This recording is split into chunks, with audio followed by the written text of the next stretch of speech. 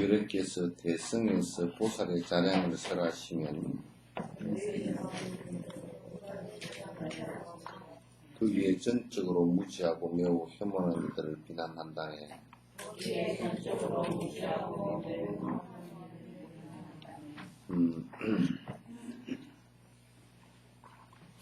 그 대성의 여기 밑에다 이제 공덕과 지혜를 쌓는 것 자량이라고 이제 그렇게 해놨는데, 대성의 그 자량 공덕은 뭐냐면 육바라밀 가운데 앞에 그 사바라밀을 얘기하는 거예요. 보시, 지계, 인욕, 정진 그 사바라밀을 얘기하는 거란 말이죠.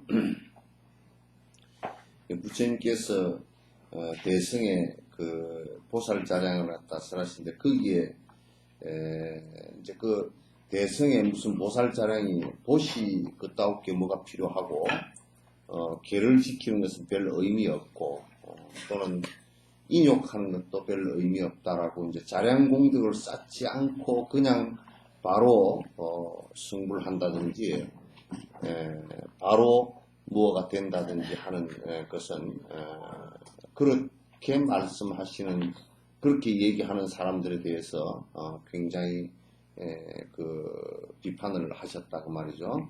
그래서 이제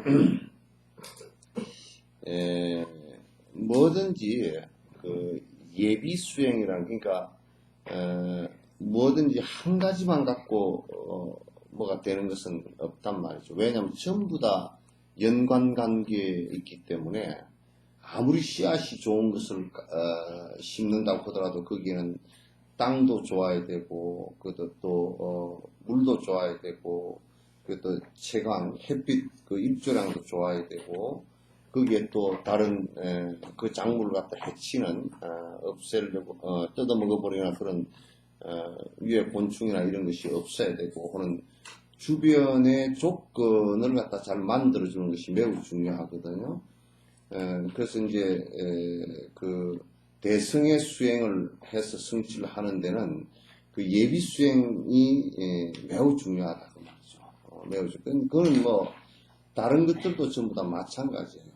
다른 것들도 전부 다 마찬가지고 일반 우리가 일상생활을 하는데도 나중에 대학을 가려고 그러면 초등학교를 다녀야 되고 중학교, 고등학교를 다녀야 되고 그건 다 대학 입장에서 놓고 보면 그 앞에 그 초등학교, 중학교, 고등학교 다니는 것이 예비 학문이 되겠죠. 예비 학문이 되는데 근데 그런 예비 학문이 없이 곧바로 모든 것이 이루어진다라고 하는 것은 상당히 그 위험한 발상이다.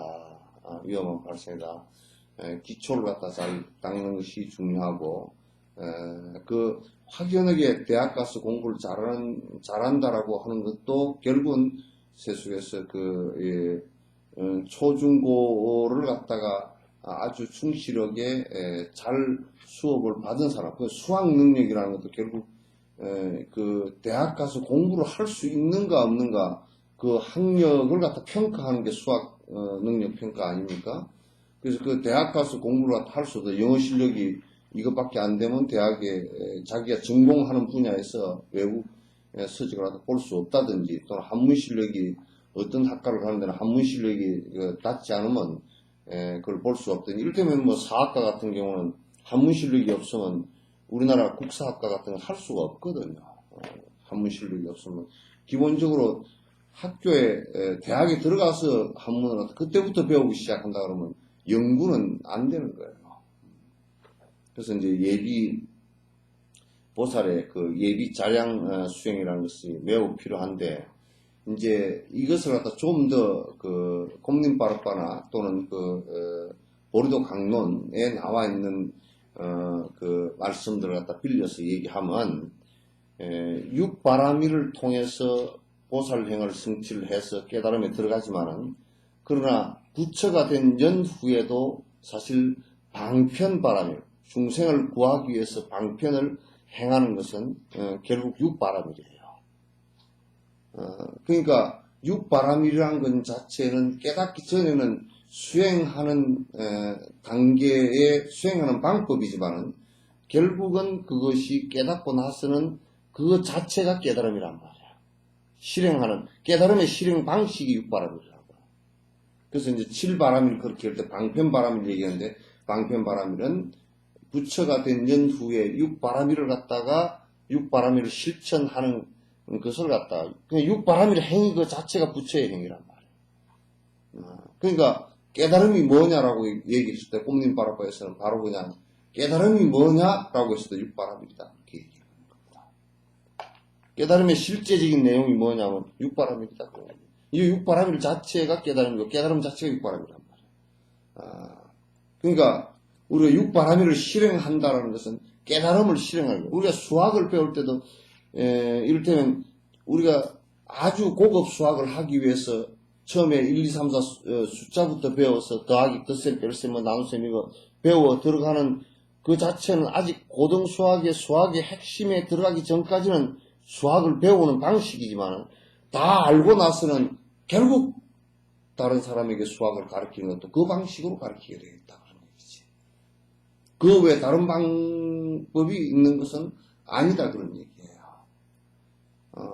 따라서 보살의 자량이 의미 없다라고 했을 때는 큰 문제가 생긴다. 아라한가도 우리가 개정의 사막을 갖다가 개정의 사막을 수행한다라고 했을 때 그럼 아라한가를 이루고 난 뒤에 개정의 사막을 역시 통해서 모든 사람을 갖다 교화하고 이끌고 나가는 것이 그게 소승불교의 또한 핵심이기도 하단 말이죠.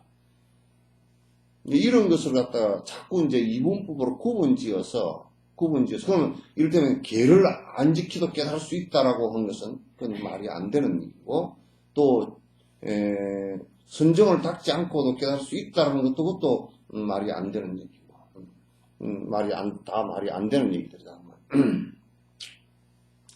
그래서 이제 모르는 사람들이 이 대승의 자량공덕이 그런 게 뭐가 있느냐라고 얘기하는 것 자체는 그건 어불성설이다 그런 얘기예요. 자, 공덕과 허물을 알지 못하거나 공덕을 허물로 생각하거나 또는 공덕을 혐오하는 이들은 아니고 이들이 어찌 대승을 비난하는 것인가? 어찌 대승을 비난하는 것인가? 그러니까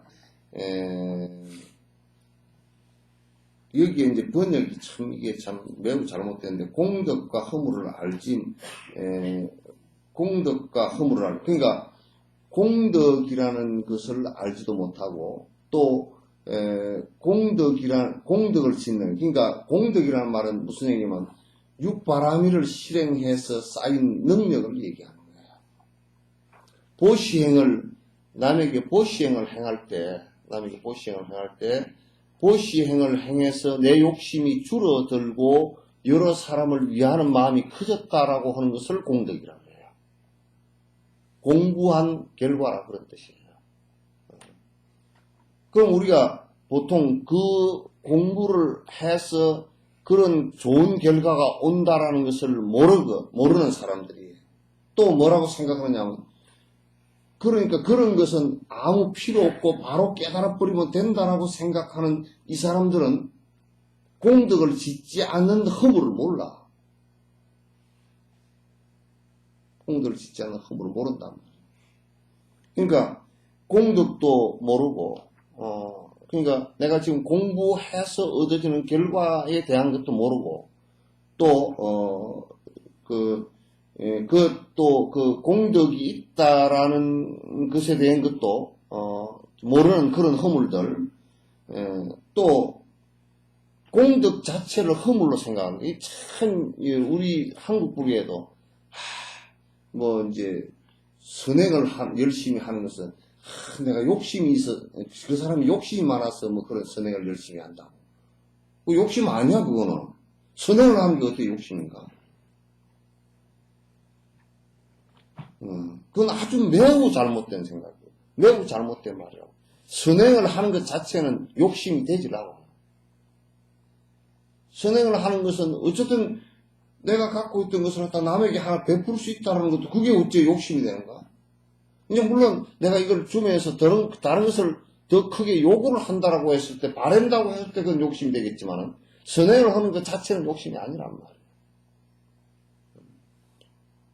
그러니까, 내가 공부할 욕심이 있어서, 수행하는 것은 욕심이 아니에요. 그건 원력이지. 내가 내 절을 잘 짓고, 거기에 신도를 많이 확보해서 내가 뭐 부자가 되고, 이런 식으로 하면 절 짓는 게 욕심이 되겠지만도, 절을 내가 지어서 많은 사람들이 수행을 할 수 있는 그런 곳을 내가 만들겠다는 그건 욕심이 아니야. 이 욕심과 욕심 아닌 것을 판단하는 것은 어디에 있느냐면 그게 내 개인적인 욕망을 이루기 위해서 하는 것이냐 그렇지 않은 것이냐에 따라서 있는 것이기 때문에 그건 누구도 외부에서는 판단을 못해. 그것을 하는 사람이 판단하는 것이지.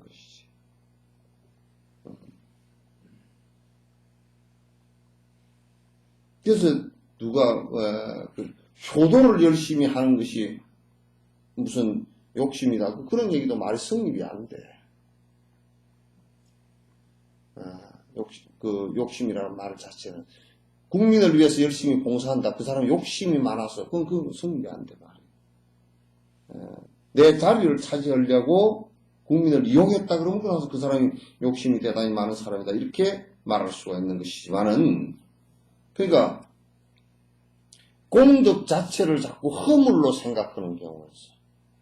그게 이제 중국에서 그런 예가 이제 그 불교를 비난할 때 조선시대 때도 조선 개국을 했던 경국대전을 썼던 정도전이 같은 사람도 불교를 갖다 비난할 때 부모를 버리고 자 산중에 들어가 출가를 했기 때문에 그는 불효한 것이다라고 얘기를 하는데 그건 정도전이가 너무너무 무식했거나 갱강부회를 한 얘기란 말이에요. 그 사람은 윤회하는 것도 모르고 또 그 사람은 선한 일이라는 것이 무엇인지도 정확하게 알지 못하고 그럼 출가를 하는 것은 개인을 위해서 출가한 게 아니거든. 일체 중생을 위해서 출가하겠다는 내 욕심을 버리겠다는데 그게 어째서 불효한 일이 되는가.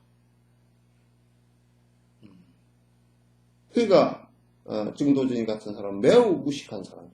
불교에 대해서.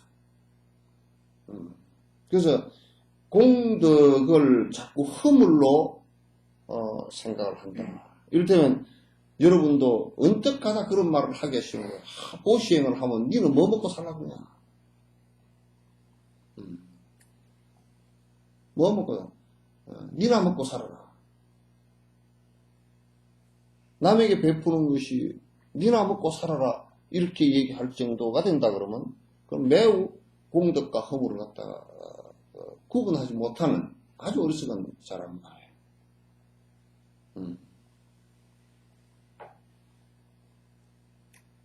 또 이제 한국 불교에서는 이런 얘기를 하는 사람들이 들어있어. 뭐냐면 계율을 지키는 사람이 답답한 사람들이라고. 그게 대체적인 풍조야 그게. 답답한 사람들이고 그런 사람. 그건 답답한 사람들이 아니야. 허공장경에 이런 얘기가 나와있다. 그 보살이 나는 그 모든 사람들을 공경하되 부처님 말씀하신 방법 가운데 한 가지를 조금이라도 실천하는 사람이 있으면 부처님처럼 나는 공경하겠다 그랬단 말이야. 계율을 지키는 것이 어찌 생깁니까? 좁은 사람들인가. 그건 매우 잘못된 견해를 갖다 공덕을 오히려 허물로 알고 착각을 하는 사람들. 또 이를테면 사람이 묵묵해서 시비하는 말을 하지 않기 위해서 말을 안 하는 것을 보고 저 사람은 답답한 사람이다. 텔레비 같은 데 나와서 남을 비난하고 막 하는 것을 또 오히려 쌈박쌈박하고 그 사람 말 잘하더라고. 그렇게 얘기하는 것도 공덕이 무엇인지 몰라서 하는 소리들이라. 그래서 공덕과 허물을 알지 못하거나 공덕을 갖다 허물로 생각하거나 또는 공덕을 혐오하는 이들은 또는 이를테면 그런 얘기를 한다고 아주 남이 베푸는 사람을 보고서 보시행을 열심히 하는 사람 보고서 빈정거리는 사람이 지나 잘 살지. 빈정거리는 사람이 있어. 그 사람은 별것도 없는 사람이 아이고 대웅전을 하나 지어줬다. 그게 오케이. 예? 그건 지가 못해서 이제 그런 소리들이거든. 또 언제 가끔 가다가 집안에 뭐 처사들 같은 경우나 그런 사람들이 절에 열심히 다니면서 수행하고 그런 사람을 보고 오히려 비난을 해서 저거는 아주 그냥 무슨 뭐 출가를 해버리든지 아주 도인 다 됐다고 빈정하고 앉아. 그런 소리를 하는 사람들은 매우 그 말 한마디 한마디의 가부가 굉장히 커. 굉장히 크단 말이야. 그러니까 도대체 내가 수행을 해서 욕심을 버리고자 하는 이 생각을 내는 것 자체를 갖다가 오히려 싫어하고 남에게 베푸는 것 자체를 갖다 싫어하고 계율 지키는 것 자체를 갖다 그까짓 게 뭐하러 지키느냐. 이 세상을 그렇게 해서 너희들이 어떻게 사느냐. 이런 식으로 생각한다.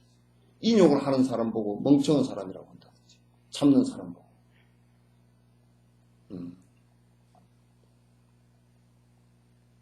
그러니까 오히려 전도된 뒤집어진 생각을 갖고 있는 이런 사람들은 매우 진짜 어리석은 사람들이란 말이에요.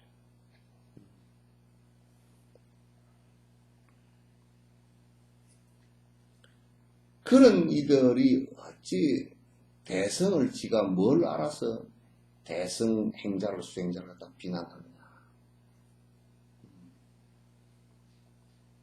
이게 이제 소승 같은 경우도 대성을 비난할 때 그런 논리들을 많이 갖다 대고 대성이 허구이니 대성의 말씀이 얘기들이 뒤에 누가 지어낸 거니 그런 헛소리들을 갖다 한단 말이지. 그래서 우리들 생각 속에서도 가장 중요한 것은 여기에 지금 대성불교의 시스템인 보리심과 자비심 이런 것을 통해서 일체 중생을 위하겠다는 생각이 발로가 안 되면 그 자체가 생기지 않으면 말을 아무리 듣고 무슨 뭐 경을 갖다 논을 갖다 아무리 본다 손 치더라도 그 별 의미가 없는 것이 되기가 쉽단 말이지. 그래서 대성을 어찌 비난하는 것인가? 대성을 비방하는 것이 공덕을 혐오하는 것이라고 하는 것이 어떤 것인가 하면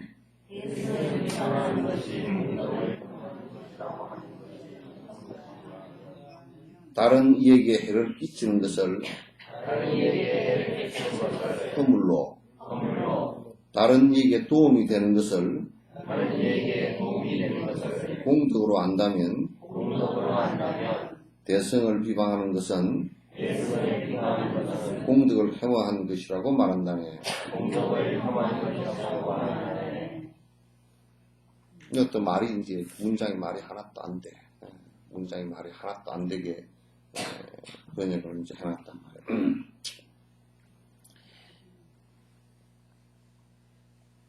그러니까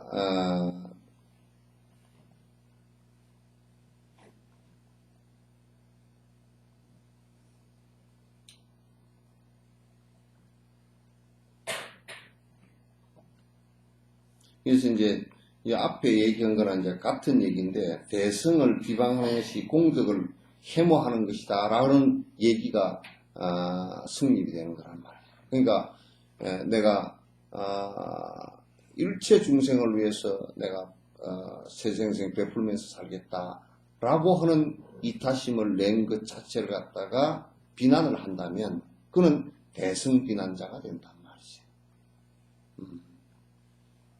사실상 뭐와 같으냐면 아주 게으른 사람이 농사 땀을 뻘뻘 흘리면서 농사 짓는 사람을 보고 그대는 왜 이 더운 때 쓸데없는 그렇게 꿀꿀한창에 들어가서 그렇게 농사를 짓느냐. 나처럼 놀고서도 먹고 살 수 있는데. 오늘 아까 나오면서 그 뉴스를 잠깐 보니까 베네수엘라가 지금 이제 큰 사태가, 베네수엘라 대통령이 뭐 차베스인가 누가 그랬잖아? 후고 차베스. 차베스인가 뭐 자익 정권인가 들었었다는데 그 사람 막 꿀떡꿀떡해서 다 암으로 걸려 죽였는가 그랬지? 거기에가 엄청난 산유국인데도 불구하고 주유소에 기름이 없어가지고 차에 기름을 못 넣는데 그 원인이 뭔가 하고 얘기하는데 우리는 잘 몰랐는데 원인이 뭔가 하고 기름이 아무데나 파도 기름이 풀풀 나오니까 그 바보 같은 사람들이 기름 원유를 아주 싸게 팔고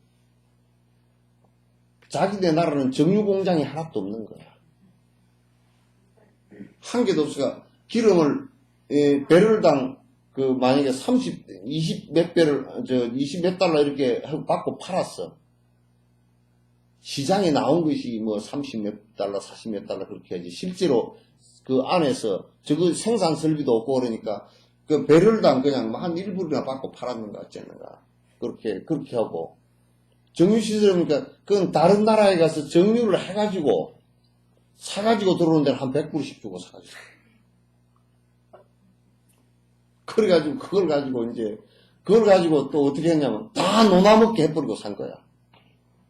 차베스라는 대통령이 좌익이라 그러지만 내가 볼 땐 좌익이 아니고 뭐냐면 깡패처럼 판 돈을 가지고 기름 판 돈 싸게 판 돈을 갖고 와가지고 몇 사람 논아먹지 말고 다 같이 논아먹자고 해서 같이 망해버린 거야. 그러니까 이제 기름값이 확 떨어지니까 이제 이걸 가서 기름을 못 사가지고 들어오는 거야. 이제. 먹는 것도 사가지고 들어올 수 없고 그 나라가 망해버렸다. 그게 무슨 나라가 그런 꼬라지가 있냔 말이야. 그러니까 지금 중동 같은 경우도 저게 이제 기름이 다 많이 파버리고 이제 기름이 이제 한 배를 생산하는데 생산가가 너무 높아져 버리고 이제 그렇게 하면 저 기름 파는데 내가 얘기 들어보니까 쭉 파이프를 파가지고 퍼 올리잖아. 퍼 올리면 기름이 밑으로 자꾸 수위가 내려가잖아. 내려가면 그때 물을 집어넣는데 그래 기름이 떠오르게 만들어 위에 또 뽑아 올리는데 그렇게 한다는 거야. 그건 내가 가만 생각해보면 나중에 물을 그 밑에 집어넣어 놨다가 아마 아랍 같은데 어디 푹푹 꺼져 내려가는 데가 이제 뭘 싱크홀인가 그런 것처럼 막 수백 킬로미터씩 막 푹 땅에 꺼져 내려가 버리는 경우가 있지 않을까 생각해. 기름을 채워 넣어 놓은 거고 물을 채워 넣는 거 다를 거란 말이야. 기름은 이게 좀 가벼운 성질이기 때문에 이게 위로 받치는 것이 있을 건데 이거는 물은 그냥 스며들고 자꾸 부식시키는 힘이 강해서 수용시키는 녹아내리는 그게 강해서 녹히는 것이 강해서 그게 땅이 줄줄 녹아내려갈 수도 있단 말이야. 그게. 물론 뭐 안반층 밑에 있으면 그렇겠지만 안반층 없는 데는 또 그렇게 될 수가 있단 말이야.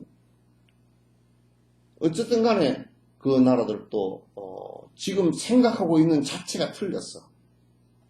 생각하고 있는 자체가 그 나라들도 대다수가 그냥 기름 팔아가서 그냥 먹고 살지. 이란 같은 나라도 거의 그냥 기름 팔아서 그 돈으로 그냥 먹고 살지. 다른 건 할 생각을 별로 안 해. 그 무슨 공장을 지어서 무슨 일을 하면서 제조업을 한다든지 그런 거 타지도 않고. 예.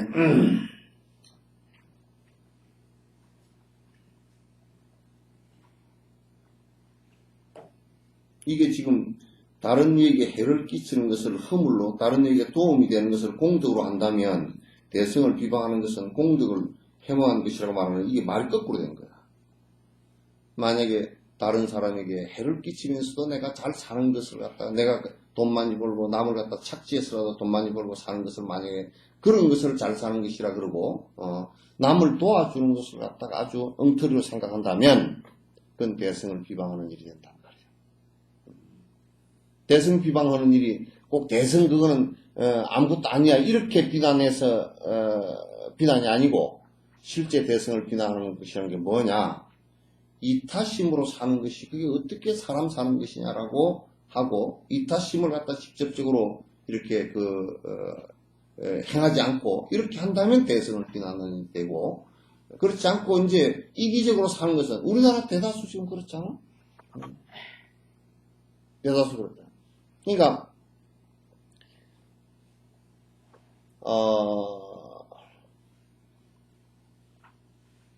우리가 이제 조선시대 때 왕조실록이 잘 나와 있으니까 왕조실록을 보면 조선이 27대 왕까지 있었지?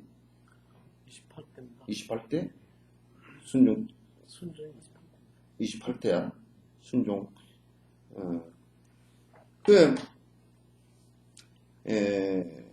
그 왕들을 보면 그 왕들도 그렇고 내가 볼 때 조선시대에 그래도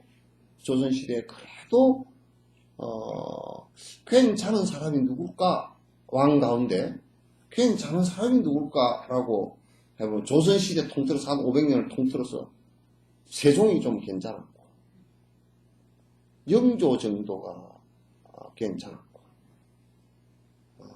그 이제 왕들 가운데 이기적이지 않고 적어도 백성을 위해서 산 사람들 이타적으로 산 사람들 때는 세종 같은 경우는 하도 그 나라를 세운 지가 얼마 안 돼 가지고 이게 이쪽 남부 쪽에는요 외구들이 1년에도 뭐 몇백 차씩 쳐들어와 가지고 쌀을 나간 같은 경우는 그래서 나간 업성을 크게 만든 거예요.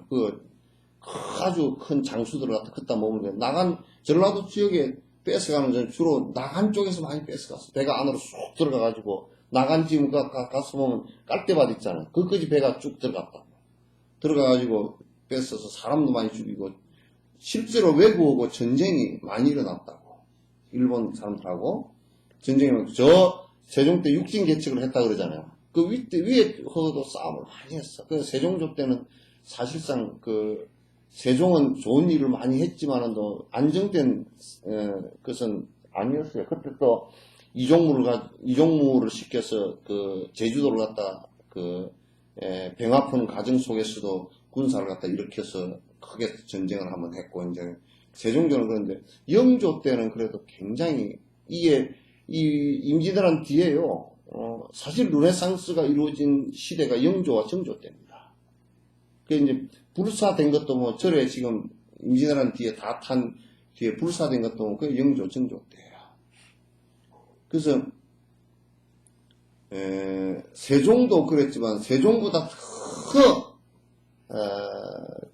뛰어났던 군주가 그냥 국민을 위했던 군주가 나는 영조로 보는 거야. 세종이 큰 일을 했지만은 한글 창제라는 이런 어마어마한 일을 했지만도 영조 같은 경우는 얼마나 백성을 위해서 살았느냐 하면 실제로 이 골룡포가 한 벌밖에 없었어. 한 벌 가지고 10년 20년 입으니까 다 떨어져 가지고 꼬매서 대신들이 정말 옷을 한번 좀 바꿔 입으시면 안 되느냐니까 왕이 그렇게 입으니까 만약에 밑에 관리들이 비싼 옷을 입고 나왔다면 그거 맞아주고 그러니까 요즘에 얼마 전까지 부자들은 차를 갖다가 자기 혼자 살 놀러 갈 때는 좋은 차 한 2억짜리 타고 가고 어디 출퇴근할 때는 조그마한 차 타고 빠르륵 가고 이제 그렇게 이중생활을 했는데 영조는 그게 아니고 실제로 골룡포가 하나밖에 없어가지고 그걸 빨아내려 놓으면 하얀 두루마기 입고 계시고 그리고 이제 당신은 평생을 고기를 한 점도 안 먹었어요. 고기를 한 점도 안 먹고 그 양반 우리나라 조선시대 때 어진 있잖아요. 임금초상화 한 대여섯 개밖에 안 남아있을 거예요. 어진이 남아있는 게 별로 없어. 뒤에 그린 것이 그때 당시에 그려가지고 남아있는 것이 태족계 남아있는 것 같고 영조께 남아있는 것 같고 몇 개밖에 안 남아있어. 고종이 남아있는 것 같고 이제 몇 개밖에 안 남아있어. 한 5개인가 6개인가 뭐 그 정도 남아있는데 그 영조 의진을 한번 봐보라고. 얼굴이 길쭉해가지고 아주 꼬창꼬창한 영감쟁이야. 눈도 조그마한 양반이 말이야. 꼬창꼬창해가지고 수염도 또 염소 수염처럼 나름 나가지고 아주 꼬창꼬창한 영감쟁이거든. 영감쟁이. 그리고 평생에 술을 안 먹었어요. 술 한 잔 안 했어요. 술 한 잔 넣고 내가 한 번 잘못 실수를 하면 온 백성이 고통받는데 술을 못 먹게 하고, 그러니까 이 양반이 술을 안 먹으면서 뭐라 했냐면 지 혼자 안 먹으면 그렇지 않고, 그러니까 관리들은 아무도 못 먹게 했어. 관리들은 못 먹게 했어. 그래서 잔치 때 술이 없잖아요. 그죠? 잔치 때 관리들이 술을 못 먹어. 그러니까 술 대신에 뭐냐면 경상도가 뭐 단술 있죠. 그걸 달달한 술이라 그래서 전에 고석은 선생 아시는가요? 고흥으로 갔는데 안동으로 전에 교사해서 그 안동 하회에 갔는데 고석은 선생이 술을 엄청 좋아해. 그래가지고 술을 갖다가 안동의 그 하회에서 하루 종일 잤는데 뒤날 아침에 저것들끼리 웃어 샀더라고. 킥킥킥. 아이고 어쩌지게 술 먹은 게 여태껏 취했다 그러고 웃어서. 그래서 뭔 술을 먹었나 그랬더니 단술로고 써라니까 그 파는 데서 단술로고 써라니까 그 단술이 있는 줄 알고 그 실제 술인 줄 알고 가서 단술 한 잔 주시오 그랬더니 10개를 주더래. 그러니까 술 안 파느냐 그랬더니 술 안 팔고 이게 단술이라 그래. 그 영조 때 그 관리들이 술을 못 먹어서 식혜를 놓고서 단술이라 그러고 먹었다니까. 먹고서 임금이 얼마나 그래놓고 적당히 봐주는 것도 아니고 관리가 술을 한 잔 먹었다는 보고가 비밀경찰한테서 보고 올라오면 바로 파직이야. 그냥 볼 것도 없이 바로 파직이야.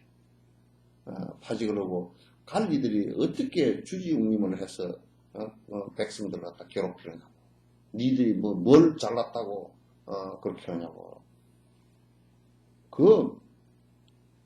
사실상 그 영조가 세종도 그랬지만 세종 때 자기 그 아들이 노름을 하러 쫓아가는데 어머니가 노름으로 가지 말라고 그 강원도에서 그 일이 일어났어. 붙드는데 어머니를 이렇게 뿌리치다가 어머니가 뒤로 넘어져 죽었거든. 그래 그 살인사건이 일어났어. 부모를 죽인 살인사건이 일어났는데 세종이 그 소리를 듣고서 얼마나 그냥 용상에 앉아서 울더라는 거야. 내 치세 때 어떻게 부모를 죽이는 놈이 있냐고. 그래가지고 이거는 왕의 덕이 부족해서 그렇다 그러고 세상에 왕이 궁중에서 나갈 수는 없으니까 담 밑에다 초가상간을 지어놓고 초집을 지어놓고 그래놓고 세상에 1년 동안을 겨울에도 불 떼지 마라 그러고 고기를 안 먹고 반찬 3가지 이상 올리지 말고 그 참여를 했어. 그러니 임금이 반찬 3가지 이상을 못 먹으니 영의정도 2가지밖에 못 먹을 거 아니야. 다른 놈은 좀 밑에 놈은 소금에 찍어 먹어야 돼. 그 너희들 이놈 자식들아, 백성을 너희들이 잘 못 모시면 너희들 나도 백성을 잘 못 모셔가지고 내가 왕이 이 지경에 대해서 내가 이렇게 했는데 너희들 백성을 못 모시면 가만두지 않겠다고.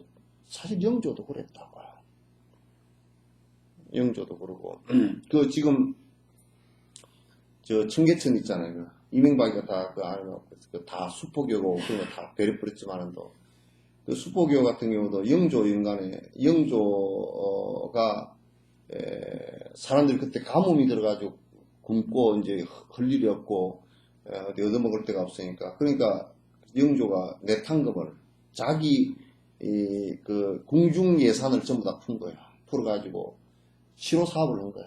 그 청계천을 전부 다 하천을 갖다 밑에 전부 다 밑에 그 하상을 긁어내고 그리고 이제 물이 차면 얼마나 차는가 이제 그 수표교라는 다리가 물 얼마나 차는가 이게 자를 갖다 척을 해서 딱 세워놓은 다리야. 물이 얼마나 찼나, 이거 이제 보는 그 표시를 해놓은 딸이라서, 그래서 수표교야. 옛날에 우리가 그 밑에 거지가 많이 살고, 이제 되게 가물 때는 겨울에 그 다리 밑에서 살고, 그래 수표고, 그게 그렇거든. 그것도 영조인간에.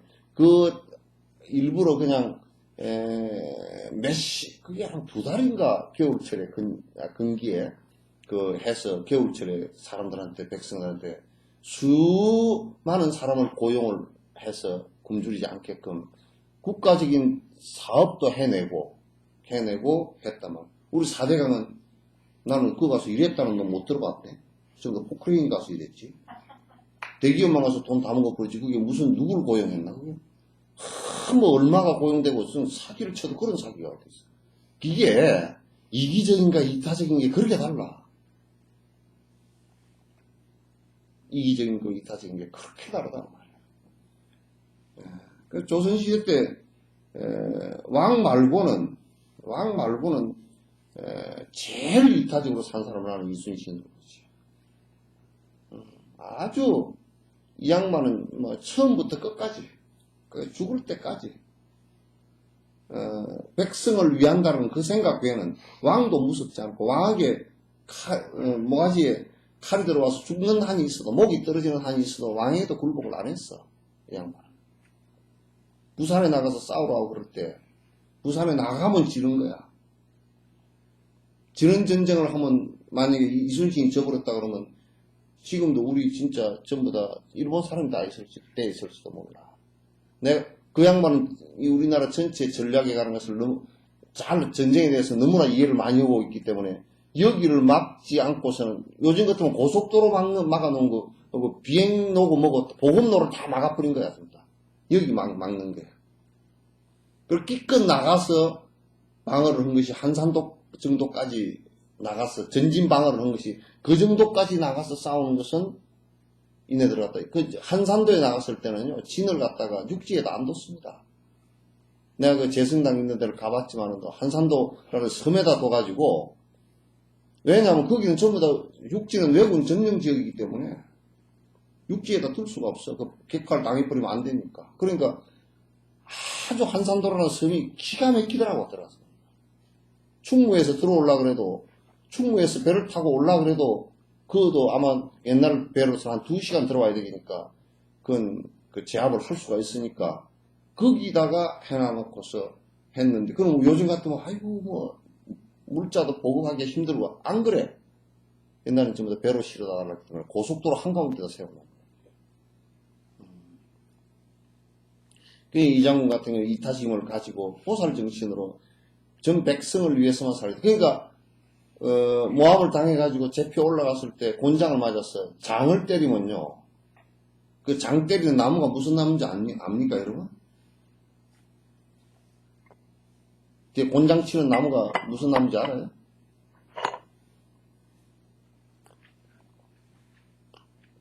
모르죠? 정득이 아는가? 도끼자루는 물풀의 나무야. 장을 치는 그 나무가 그 물풀의 나무는 장을 칠 때 때릴 때 물에다 담궈놨다 때려. 물에다 담갔다가 축축한 나무가 때리면 물풀의 나무는 절대 안 부러져. 도끼자루는 그거든. 그 50대 정도는 장이라 그러는데 50대를 맞는데 살짝 때리니까 드라마에서는 살살 때리지. 한 방 치면 피가 터져버려. 그래서 대부분이 그 죽이는 방법으로 장 50대 치라 그래 놓으면 50대 맞고서 대부분 요즘처럼 항생제가 있는 것도 아니고 약이 있어도 쓰지도 못하고 그 우거 속에 갇혀서 끌려내리거나 안 그러면 걸어서 내려가서 유배지까지 가면서 장독이라는 게 이제 2차 감염이 돼서 다 죽어. 거의 80~90%가 다 죽어. 가서 살아도 1~2년 만에 위리안치돼가지고 요 집 바깥으로 나오지 말고 누가 약도 갖다 주지 말고 그러면 죽으라는 소리야 그냥 죽으라는 소리야. 이 장군이 가서 그렇게 맞았단 말이야. 나만 같았어도 왕을 자기 부대를 끌고 올라가서 왕을 목을 쳐버렸을 거야. 선조같이 그렇게 쪼다 같은 지 때문에 나라가 그 꼬라지 됐는데 그랬을 거야. 근데 일체 반역의 기운을 조금이라도 보이면 국가가 망해버리기 때문에 일체 자기가 맞아 죽어도 그 장독이 올라가지고 내려와가지고 그 보성으로 이쪽으로 군사 다 흩어져버린 군사를 모으려고 가는데 사람 민간은 다 도망가 버리고 없고 그 빈집에 들어가서 그 저녁을 이제 200~300명 데리고 내려가는데 빈집에 들어가서 저녁에 자는데 장독이 올라서 저녁에 잠을 못 자고 열이 나가지고 땀을 줄줄 흘리면서 듣고 잔 이불이 다 젖어가지고 아침에 축축해질 정도로 그렇게 돼 있었단 말이야. 그래도 임금한테 한마디 불만 표시하지 않고 어디 이충몽 일기에 몰래 쓰는 일기에도 일체 그런 말을 써놓은 적이 없어. 그러나 한 번도 국가를 갖다가 배신하거나 그렇지 않다면 지금처럼 지금 우리가 역사를 볼 때도 미국이 우리 전시작전권을 다 갖고 있잖아요. 미국이 다 갖고 있고 우리가 작전권이 없어요. 나라가 작전권이 없는 나라가 그게 웃기는 나라잖아요. 임진왜란 때도 우리가 전시작전권이 없었어요.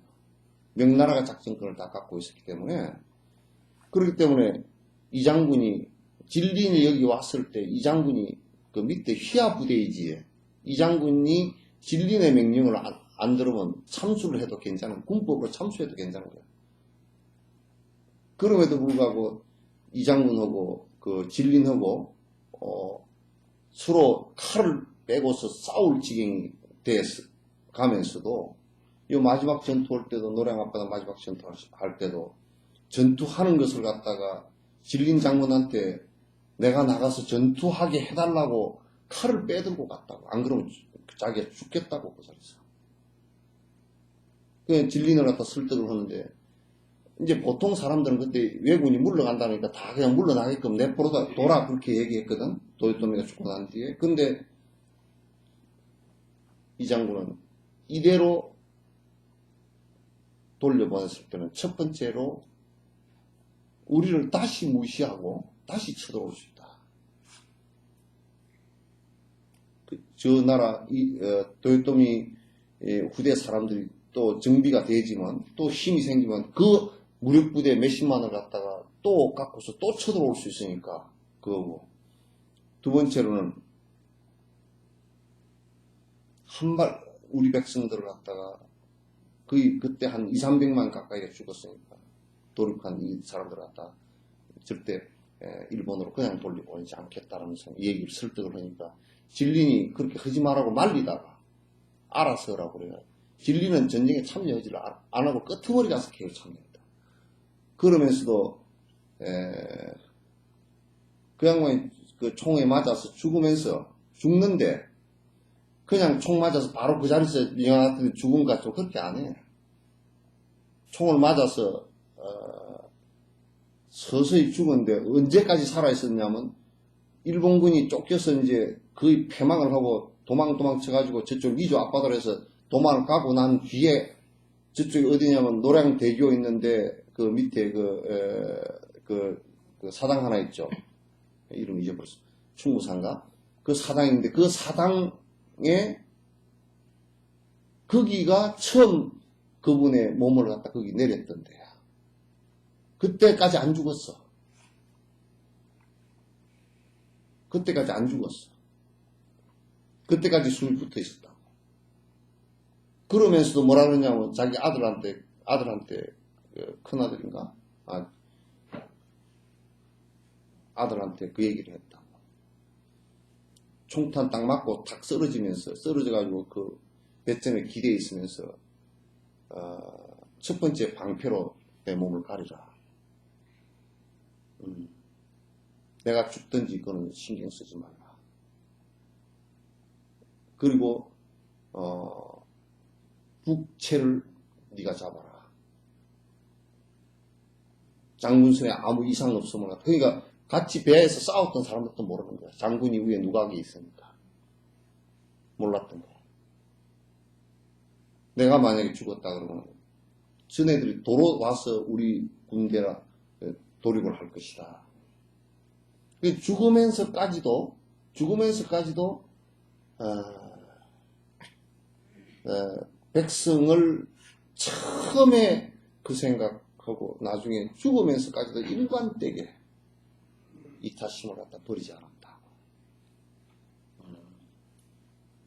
그런 것을 왜 우리나라는 안 가르치는지 역사 교과서도 다 빼버리고 왜 안 가르치는지 몰라. 또 어떻게 보면 일제 때 행했던 식민사관, 식민지 정책에 의해서 안 가르치는 것이지 미국의 술수에 빠져서 안 가르치는 건지 친미주의자들, 친일주의자들이 그렇게 하는 건지 이해가 안 돼. 정말 그 이장군 같은 아마 조선 역사에서 장수로서 가장 그 국가를 위해서 희생을 하면서도 가장 한 번도 마음을 갖다 바꾸거나 그러지도 않고 죽을 때까지, 죽는 순간까지도 하나도 안 바꾸고 그렇게 하셨던 분은 영조나 정조, 영조하고 정조까지 합해서 그렇게 하고 세종하고 그 두 양반하고 조선시대 때 이순신이었던 것 같아. 물론 유승룡이나 이런 사람도 있었지만도 유승룡은 정치적으로 굉장히 그 곤란을 당하긴 했지만도 이장군만큼 그렇게 최전선에서 위험한 지경에 있질 않았거든. 않고 그래서 조선시대 때 이게 쭉 장수들이고 신립이나 무슨 뭐 이런 사람, 건율이나 이런 사람도 상당히 정치적인 사람이라. 정치적인 사람이고 그런데 이장군은 정치적이지도 않고 오로지 딱 일념으로 백성을 위하겠다는 이타심에는 없었단 말이야. 그리고 우리 기억 속에 언제나 남아있고 그 양반에 대해서는 흠집 잡을 수 있는 것이 없다라고 할 정도로 그 대단한 양반이 그런 분이 구한말에 한 분만 계셨어도 쉽사리 일본에게 그렇게 점령당하거나 그러지는 않았을 것이라는 생각을 한다고.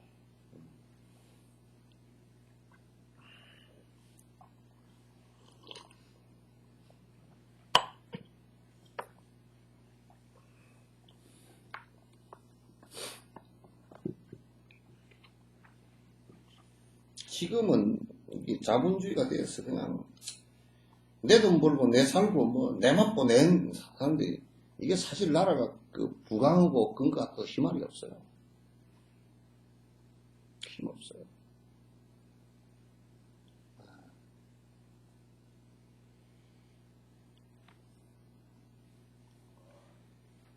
힘 없다. 그래서 좀 그런 그 정신들을 갖다 키워나가는 그런 것이 좀 되었으면 좋겠는데, 그러니까 국가도 결국은 그런 사람들에 의해서 그 국가가 유지가 된다고. 유지가 되고 조그마한 학교나 조그마한 뭐 절이나 교회나 집이나 이기적인 사람들 중심으로 저거들만 살려고 하는 것은 그 절도 망하고 교회도 망하고 국가도 망하고 다 망하는 거라. 개인도 다 망해.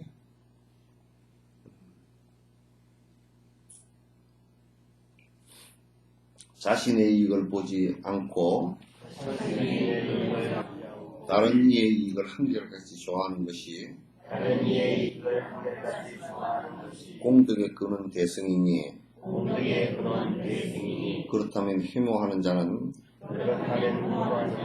그것에 의해 악도에서 불타게 된다네.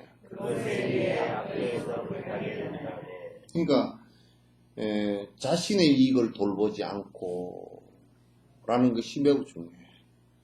그러니까 자신의 이익을 위하지 않는다라는 것이 대승의 핵심이야. 이타의 마음을 갖고서 다른 이의 행복을 즐거워하고 다른 이가 행복해지는 것을 좋아하고 다른 이의 괴로움을 내가 참으로 같이 마음 아파하고 하는 이것이 대승불교의 핵심이란 말이야.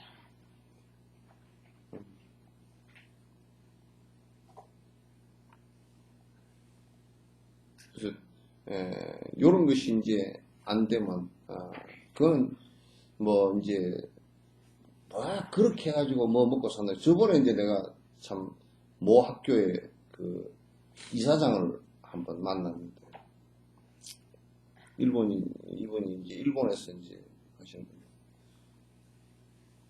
그래서 내가 이제 학교를 세우는 것도 학생들을 위한 이타심이어야 된다. 그리고 거기에는 그렇게 하기 위해서는 부정이라는 것은 욕심에서, 이기심에서 나온 것이니까 그 안에서 부정이 있어서는 안 된다. 결국 학생들 돈을 떼먹거나 국가 돈을 떼먹거나 둘 중 하나를 떼먹는데, 그래서 안 된다 그러니까 그 사람이 언뜻 쓴다는 말이 뭐라 그러냐면, 요즘 세상에 그렇게 살아가지고 어떻게 산다냐고. 요즘 세상일수록 그렇게 사는 사람이 빛이 난다고. 잘 사는 거라고. 그래가지고 한 30분을 갖다가 돈이라는 게 눈이 없느니 그게 무슨 돈이 무슨 도덕이 있느니, 적당하게 이 세상은 적당하게 부정을 저질러야 돈을 버느니, 이제 전부 다 그 얘기야. 한 30분 동안 하는 얘기가 그 얘기야. 그러더니 그 얘기를 한 지가 한 10년 됐는데 그 학교 수갑 차고 들어가더라고. 수갑 차고 들어가. 정신 걸으면 들어가. 방법이 있거든요.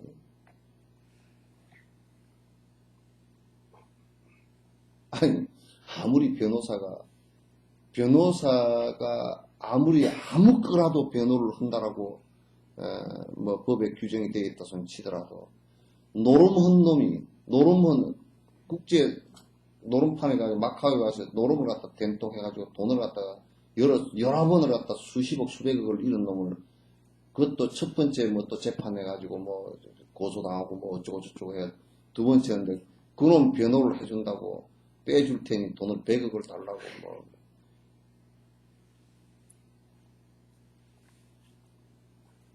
그게 내가 거듭 말하지만 우리나라 변호사회 저거 빨리 없애야 돼. 저놈들도 이익단체라. 아주 고등 사기꾼이 있다. 이익단체라.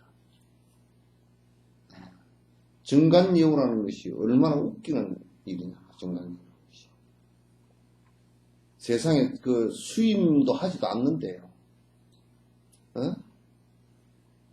강력부 부장검사나 부장판사 정도 해서 퇴임을 하면 그 밑에 거의 사법 연수원 또는 사법고시 몇 회 밑에 그런 사람이에요.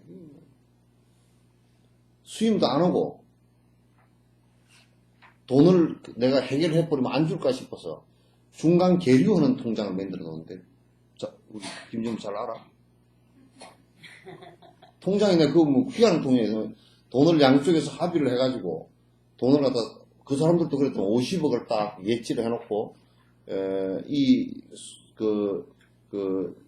의뢰를 한 이 사람의 동의가 없을 때는 돈을 못 찾게끔. 그렇게 해놓은, 그래서 동의를 해주면 그 사람이 찾아가요.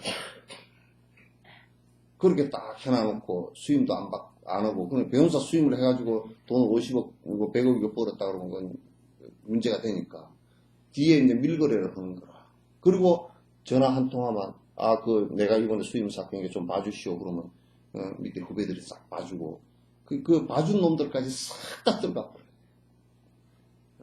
아주, 그러면 말이야, 이 세상에 돈 있는 놈은 죄를 갖다가 그렇게 지어도 다 빠져나오고, 돈 없는 놈은 이래저래 걸려서 또 감옥소에 갇혀있는 놈은 전부 다 돈 없는 놈만 주르륵 갇혀있고, 무슨 법이 평등하겠어? 저 군대 간 놈들은 전부 다 돈 없고 빼고 놈만 쭉 전방에 가 있고, 무슨 국가가 유지가 되겠습니까?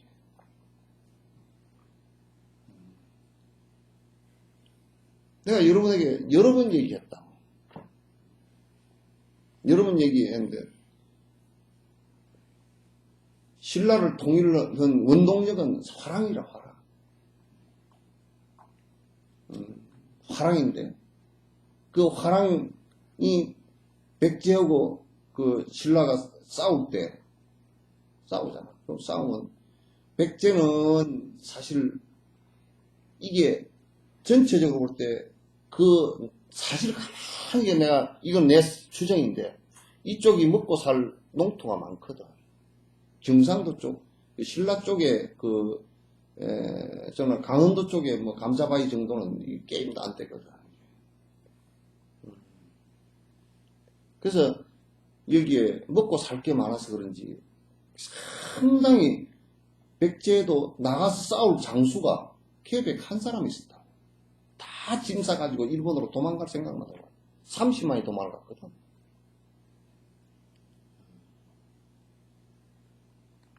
그리고 거기에 대신 가운데 흥수라는 사람 한 사람 있고,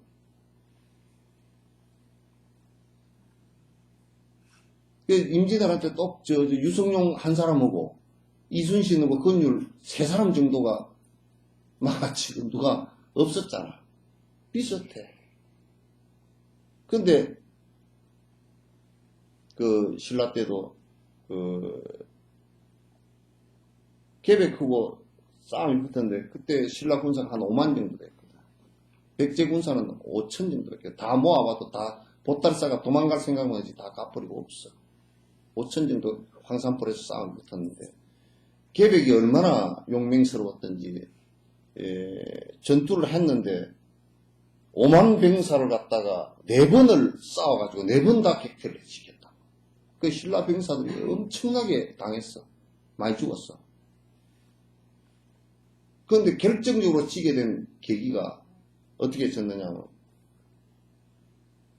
화랑도 가운데 관창이라는 얘기는 여러분 너무 잘 알잖아요. 관창. 14살밖에 안 됐다고. 낭도들이 14살짜리가 나와서 싸우겠다는 게 그게 고위층 자녀라고. 요즘 같으면 장관 자녀고 다 그렇다고. 신라는 전부 다 그때 당시에 계급이 강하게 있어가지고 신분제도가 아주 강하게 돼 있어가지고 자기 아버지가 장관이면 그 장관 자리를 대대로 이어내려서 그냥 해먹는 거야. 그 집안이 다 그냥 해먹는 거야. 그렇게 했는데 관창이라는 사람도 그 장관 아들인가 그랬을 거야. 그건 이제 전투에 나갔는데 그 관창이 가서 단기로 가가지고 싸움을 건 거야. 그래서 잡혔거든. 잡혔는데 투구를 벗겨보니까 애야. 그 계백이 가만 생각해놓고 보니까 이 애를 죽여서는 이제 문제가 되겠다니까 상대의 분발심을 일으키게 만드는 거니까 안 죽이고 말에다 거꾸로 달아매가지고 돌려보냈다고. 곤장만 몇 대 때려가지고 돌려보냈다고. 돌려보내니까 가서 끌려가지고 도로 쫓아왔어. 그러니까 막 계백이 죽였다. 죽이고 수급을 머리를 갖다 말에다 매달아서 보냈거든. 그걸 보고서 어린 아이가 화랑이 우리를 위해서 이렇게 희생했는데 우리가 가만히 있어야 되겠냐. 그래서 신라가 아주 분발심을 내가지고 싸움을 했어요. 승리를 했단 말이에요. 이제 그런 것들도 전부 다 이기적인 생각에서는 나올 수가 없는 일들이었습니다. 국가의 국운이 걸린데도 가만히 이렇게 놓고 보면 백성을 위하고 국가를 위하고 이기적이지 않고 이타적인 생각을 강하게 원력을 갖고 있는 사람이 결국 그 나라를 구하고 그랬던 거지. 수많은 사람이 있어도 그게 안 돼. 되질 않아. 될 것 같지만은 그건 안 되는 일이란 말이야. 그래서 자신의 이익을 갖다가 돌보지 않고 다른 이의 이익을 다른 이의 행복을 갖다가 한결같이 좋아하는 그것을 갖다 대승이라고 합니다.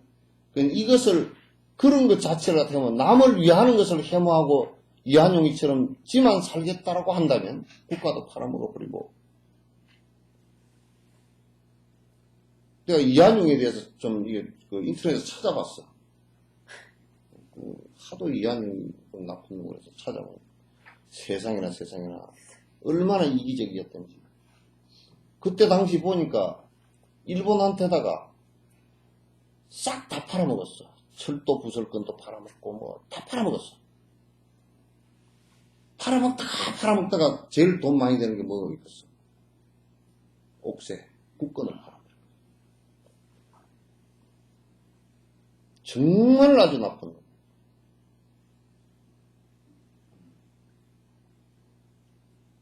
이게요, 나는 그런 생각을 해. 교회건 저리건 그 지역 사회건 이기심으로 가득 들끓는 사람이 가득한다 그러면 그거는 필히 망한다고 생각해요. 여수도 진정으로 여수를 위하는 사람이 몇 명이나 있느냐, 이게 여수가 살아나는 관건이라고 나는 봐. 국가도 마찬가지겠지만 그걸 고민하는 사람이 있고 그런 부분에서 여수가 잘 될 수 있게끔 최선을 다해서 살아가는 사람들이 있을 때 여수가 발전을 하는 것이지, 말은 여수를 위한다 그래놓고 실제적으로는 전부 다 지 뒷구멍으로 지 이익을만 챙긴다 그러면 그건 별로 의미 없지. 여수가 망하지. 내가 이제 저 케이블카 놓은 사람한테 내가 만나면 그 얘기를 했다. 그러니까 다를 뭐 만날 일도 없겠지만 만나지만 그 얘기를, 돈 좀 벌어지면 여수에 지방세 좀 세금 좀 많이 내시오. 그 얘기를 좀 하려고 그래.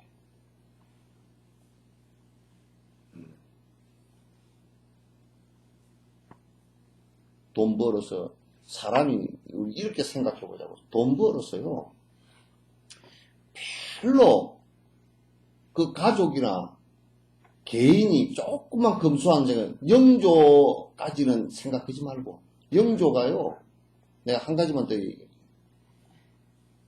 버선이, 이게 임금이 이 용상을 올라가는데 버선이 빵꾸, 요즘 말로 빵꾸 안 났어. 구멍이 났어. 그때 신들이 민망해가지고 나중에 상궁 내전에다가 세상에 임금이 이게 버선이 구멍이 난 것을 갖다가 그걸 갖다가 그냥 회의하는데 그냥 내보내셨다고. 버선을 갈아주고 버선을 2벌 이상 못 두게 갈아 신는 거예요. 그러니까 피가 가지고 버선을 하나 못 말린 거야. 그 꼬매를 사이도 없이 당신이 신고 나갔는데 이제 그 밑에 상무들이 이 버선 신고 나가시면 안 됩니다. 그러니까 그럼 젖은 걸 신고 나가랴고. 금방 꼬매면 지금 어전에 시간이 다 됐는데 그 뭔 소리야. 그래. 그냥 신고 나가셨다는 거야. 하물며 한나라의 용상도 말이야. 옷이 떨어지면 꼬매서 전부 다 입어서 누대기 옷이 되고, 버선이 떨어져서 발가락이 쭉 나오고. 여러분들이 영상 한나라의 조선시대 때 영조보다 더 잘 사는가?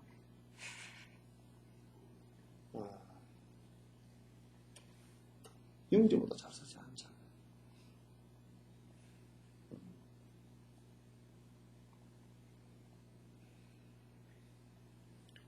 그 나라가 영조 때 제일 평안했답니다. 영조 때. 백성들이 전부 영조 왕이 그렇게 하면 내가 그냥 내가 잘못돼도 또 국가가 가뭄이 와가지고 곡식이 문제가 생겨도 왕께서 해결해 주실 것이다 믿는 데가 있어. 그러니까 백성들이 영조 영하면 거의 밀란이 일어나지도 않고 60년 했나? 예, 60년 60년인가 61년인가 했어. 제일 오래 했어. 그리고 본인도 83살인가 4살인가 하여튼 8살까지 살았어. 그 영감쟁이가 채식만 하고 대추방맹이 같아가지고 그렇게 해가지고 아주 신하들은 그때 당시 신하들은 애먹었을 거야. 왜 돈도 못 들고 부정축제도 못하고 그냥 그 영조는 밑에 감찰반을 갖다가 아주 적절하게 잘 활용하고, 그 다음에 영조가 제일 잘하는 거, 여러분, 그게 뭐더라, 탕팽채라는 말 들어봤죠, 그죠? 탕팽채라는 거. 그 남인, 북인, 노론, 소론, 그래가지고, 남북, 노소, 그러면 동서남북이거든? 그런 탕팽채라는 것이, 영조가 얼마나 당파 싸움 때문에 골머리가 아팠던지. 근데 이제 논쟁을 하게 해. 논쟁을 하는데, 영조가 판단할 때, 개인 이익을 위해서 이것들이 논쟁을 하면, 영조가 그쪽을 눌러버려. 그러니까 영조가 그거 판단하려고 술도 한잔 안 하는 거야. 뇌물도 한 개도 안 받고. 딱 대추방망이처럼 꼿꼿해가지고 뚝 앉아가지고, 아주, 이게, 신하들이 생각할 때는 이건 뭐, 기둥 잡고 흔드는 것 같아가지고 꼼짝도 안 해. 예. 그리고 탕팽채라는 것도, 임금이 잔치를, 대신들을 위해서 잔치를 베풀 때, 이제, 하얀 색깔 나는 거, 묵 있잖아. 우뭇가사리 같은 거 있잖아. 청포인가 그 색깔이, 동서남북 색깔을 가지고, 4가지 색깔을 넣어가지고, 북쪽 색깔은 김을 넣고, 검정색이. 그렇게 4가지 색깔을 넣어가지고, 섞어 놓은 것이 그게 탕팽채야. 그래가지고, 신하들한테다가, 다 한 접시씩 줘.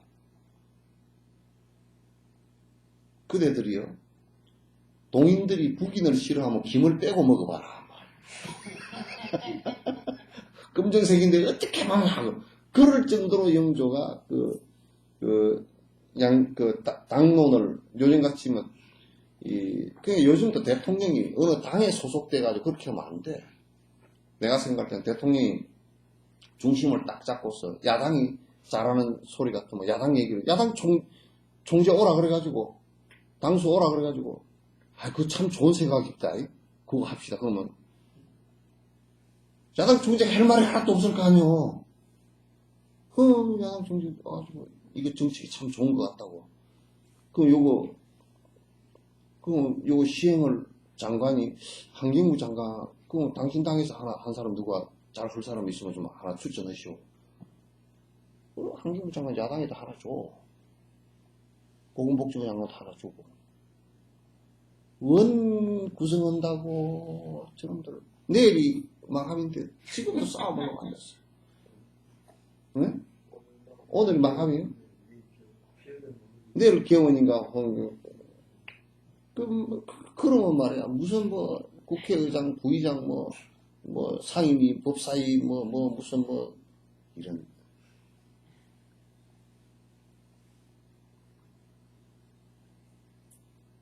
그래가지고 임금 앞에서 논쟁을 붙여가지고, 다른 당이 부패하는 것을 갖다 전부 다 막았어.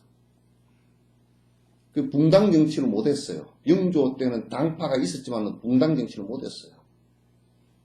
굉장히 센 사람이라, 조선시대 때 그만큼 아마 세게, 인내하고, 끝까지, 인내하고 그렇게 했던 사람은 아마, 영조를 갖다 다시 봐야 돼. 그래서, 나중에 한번 용주사, 정조대왕이 이제 용주사 태화를 갖다,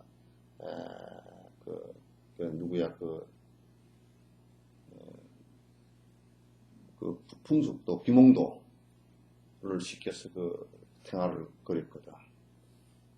태화를 그린 한번, 또 부모 원중경 경판도 이제 하게 하고, 그래서 정조가 정치를 잘 할 수 있게끔 영조가 이제 이끌었던 또 이제 그런 측면이 있거든. 어쨌든,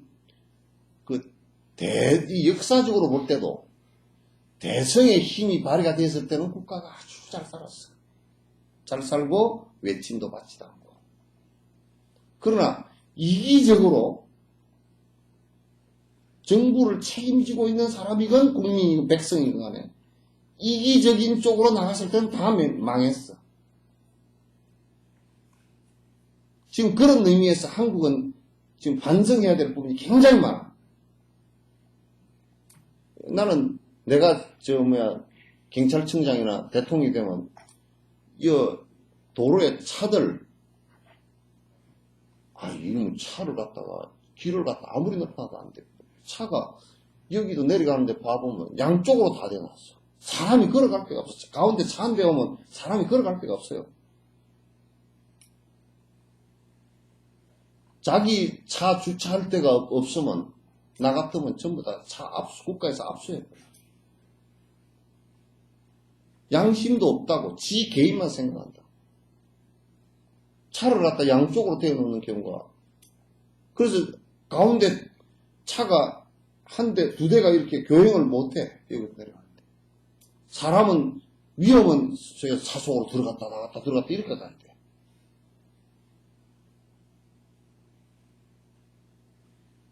그건 무작스럽게 이기적인 생각이에요. 자기만 생각. 너나 할 것 없이 남을 배려하는 생각이 조금씩도 없어. 이번에 나는 일본에 오늘 어저께 뉴스 나온 거 난 굉장히 좋게 봤어. 혐한 시위를 갖다 하니까 한국 놈들 다 가라 조선진 다 가라 하고 데모를 하니까 혐한 시위 자체를 갖다가 못하게끔 법안이 통과돼 있거든. 돼 있는데도 그 경찰들이 슬그머니 그 우쪽이잖아. 경찰들이 국가 시 소유의 부지에서 하는 것을 갖다 허용했었어 경찰들이. 그러니까 일본 시민들이 들고 일어나가지고 싹 그냥 혐한 시위하는 사람들 다 둘러싸고서 혐한 시위 물러가라고 해가지고 그 사람들이 그냥 텔레비 나온데 보니까 가운데 그냥 쏙 들어박혀가지고 이제 우리 가겠다고 항복했어. 그 일본의 그 건전한 시민정신을 갖고 있는 사람들이 그렇다. 건전한 시민정신을 갖고 있는 사람들이 그렇게 그 건전한 시민정신을 갖고 있는 사람들이 정권도 잡고 그래야 돼 사실은. 아베같이 극우론자들이 그렇게 잡지 말고 말이야. 신심 있는 자는 잘못 이해함으로써 다른 쪽은 해모하고 분노함으로써 신심 있는 자 또한 악도에서 불탄다고 한다면 해모하는 반대쪽은 말할 필요가 무엇이겠는가? 만약에 이제 부처님에 대해서 어떤 믿음을 갖고 있다 손 치더라도 이때면 소승 사람들은 그래도 부처님에 대한 믿음을 아라한이라고 믿음을 갖고 있거든. 갖고 있지만도 대성을 비난한다면 그런 뜻이야. 대성불교를 갖다 비난한다면 그러니까 이타심이라는 게 별로 의미 없다 라고 한다면 그 보시행이 의미 없고 육바람이라는 게 별로 의미 없다라고 한다면 설사 소승 아라한이라고 하더라도 지옥에 떨어질 텐데 아예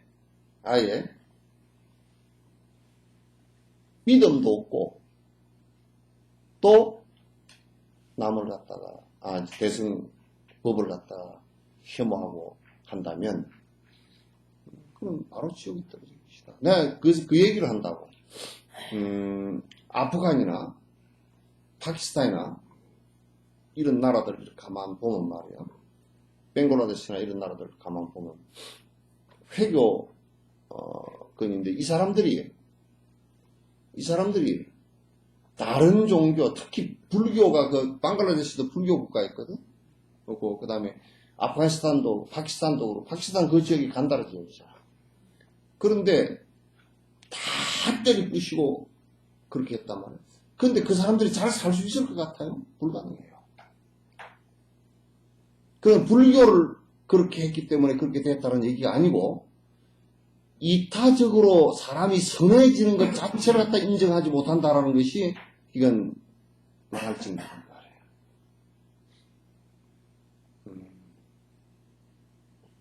이타적으로 사는 것 자체를 갖다 인정하지 않고 만약에 그렇게 한다면 이를테면 우리가 아무리 다른 배타적인 다른 종교라고 치더라도 그가 선행을 한다면 그를 욕할 일이 없잖아. 잘한다고 해야 되잖아. 근데 만약에 기독교인들 같은 경우 이렇게 생각한단 말이에요. 아무리 선행을 하더라도 하나님을 믿지 않으면 천국에 못 간다고 한다면 그 자체가 지옥 갈 일이단 말이에요. 선행하는 것 자체를 부정해버리는 거란 말이에요. 그건 전혀 말이 안 되는 소리잖아. 그러면 그 반대 논리로 얘기하면 교회를 하나님을 믿으면 신을 믿으면 잘못해도 천국을 간다라는 논리가 성립되어 버린다. 그건 있을 수가 없는 얘기지. 그렇게 믿음이 지극했다고 하는 유병언이는 살아서까지 어디서 언제 죽었는지도 잘 모르고 죽은 시신도 유병인지 아닌지도 모를 정도로 썩어 자빠질 정도로 그렇게 됐단 말이에요. 그게 어떻게 천국을 간다라고 얘기할 수 있겠는가? 그러니까 불교를 믿는다라는 것이 중요한 것이 아니고 그 안에 부처님 가르침이 정수가 어디에 있는지 그걸 갖다 정확하게 아는 것이 정말 중요하단 말이에요. 그것이 매우 중요해. 절에 다닌다는 것이 중요한 것도 아니고 절에 그래서 내가 복빌로 다니지 말라고 얘기하는 것이 욕심을 부리러 다니는 것인데 어떻게 해서 그게 이기적인 발상인데 어떻게 해서 복을 받을 수 있겠느냐? 불가능해. 전혀 불가능해. 복은 이타심에서 와.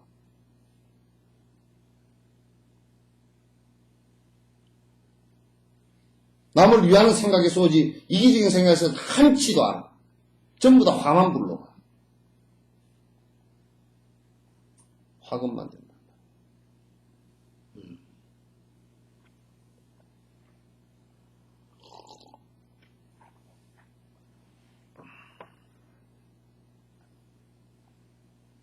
독에 의해 독을 없앤다고 치료에 있어 말한 것과 같이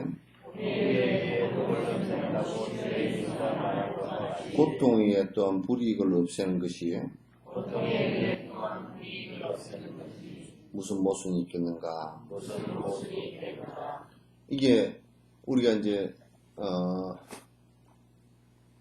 독을 제거하는 데는 또 그 중화시키는 것을 독을 쓴단 말이에요. 그러니까 이제 강한 산성을 제거할 때는 강한 알칼리성을 갖다 같이 써야 그게 중화가 되는 것처럼 우리가 이타행을 하는데 이기심을 갖고 있다가 이타행을 하려고 힘들어.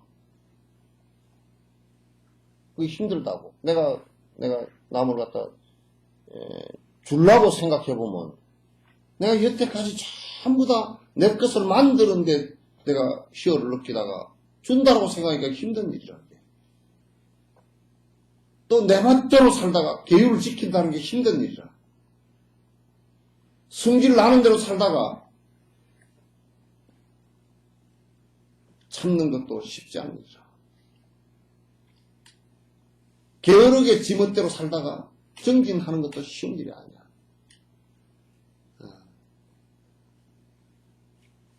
그러니까 내가 그런 힘든 일로서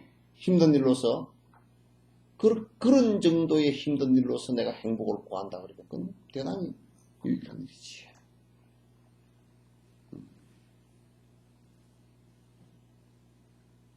우리가 이를테면 속에 위장병이 났다. 그럼 좀 적게 먹고 굶어주는 것이 좋다라고 한다면 몇 끼 굶는 것으로서 위장병을 고칠 수 있다면 몇 끼 굶는 것이 대수냐는 말이에요. 문제될 게 별로 없단 말이에요. 그렇게 우리가 사는 것이 이제 중요한데 그러나 대다수의 사람들은 꼭 이기적으로 사는 것만이 자꾸 행복이라고 추구를 하고 모든 절이나 종교시설들마저도 그 성인들의 가르침마저도 왜곡시키면서 지 욕망을 갖다 채우는데 써먹는다면 어디다 쓰겠느냐. 이 용수보살께서 왕에게 그대여 이타심이라는 것은 그대도 왕의 위치에서 백성을 위하는 마음이라는 것을 한치도 빼지 마라. 백성을 오로지 위할 때라야 그대의 존재 가치가 있을 것이다. 그런 얘기예요. 종교의 가치도 불교의 가치도 열애 부처님의 가치도 중생을 위하지 않는 부처의 가치라는 게 무슨 가치가 있겠는가? 우리가 간단히 내가 난 자식이라도 내가 난 자식을 위해서 희생하지 않는 부모가 부모이겠는가? 나를 낳아주시고 길러주신 부모를 위해서 내가 희생하지 않는 자식이 무슨 의미가 있겠는가? 이기적으로 생각하면 그럴 필요가 없지. 이기적으로 생각하면 그럴 필요가 없지. 그러나 부처님이 가르치면, 대승의 가르치면 그렇지 않단 말이야. 모든 중생을 갖다가 행복하게 하겠다라는 정신이 가장 근본 정신이고, 내가 참선을 해서 선을 해서 또는 부처님 말씀대로 수행을 해서 깨달음을 이루겠다는 것마저도 중생을 위하겠다는 전제가 되지 않을 때는 그건 독각이 되어버리고 말아. 안 된단 말이야.